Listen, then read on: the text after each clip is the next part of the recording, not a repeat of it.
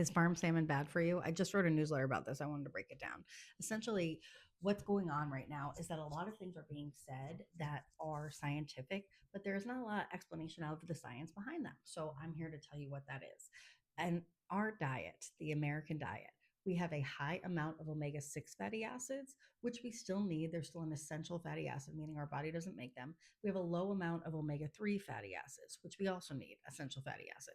However, we need a higher ratio of 3 omega to 6 omega. So it's backwards. So we do need the omega 3. It's very important that we eat omega 3. In the media, we see that antibiotic use is abundant in farm salmon. They're saying that it is less nutritious than wild salmon. And they're also saying that there are poor living conditions for the salmon. So let's think about this like you. When you're running around wild and free, you are eating whole foods. You're getting time outside. You're getting your morning sunlight. You're meditating. You're going to be healthier than if you sit on the couch eating hot Cheetos. That's kind of the difference between a wild caught and a factory farm. If in a tightly packed factory farm there is some kind of disease, then all of the animals have to go to Jesus. And unfortunately, that means that the price of that meat is going to go up because the supply has gone down. That's basic economy, right? So, yes, there is possibly going to be some antibiotic use going on. Now, not always, and a lot of these things say no antibiotics. There is, I used to be a chef, there is a wild farm in the Faroe Islands. I don't really know how available this is, but I know it's on a lot of menus. Faroe Island salmon is factory farm, but in the ocean. So it's kind of like a nicer factory farm.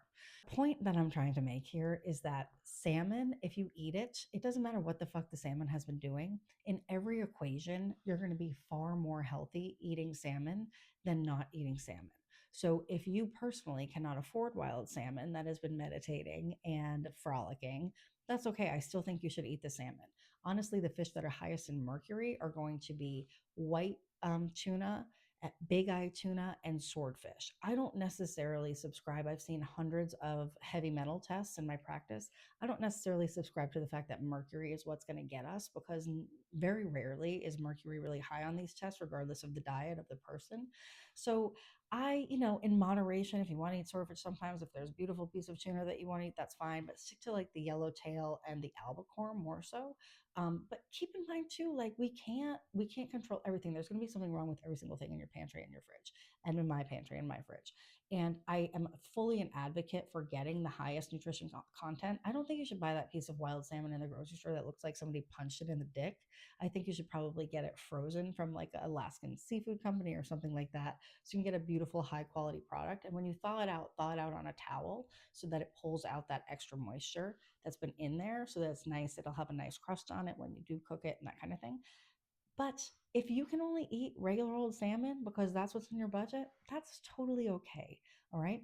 I understand that there are going to be some concerns, but we're in a country right now where, grocery budget is a really hot topic for people. And I know it's scary and I know it's weird because we don't really have daddy saying everything's going to be okay anymore.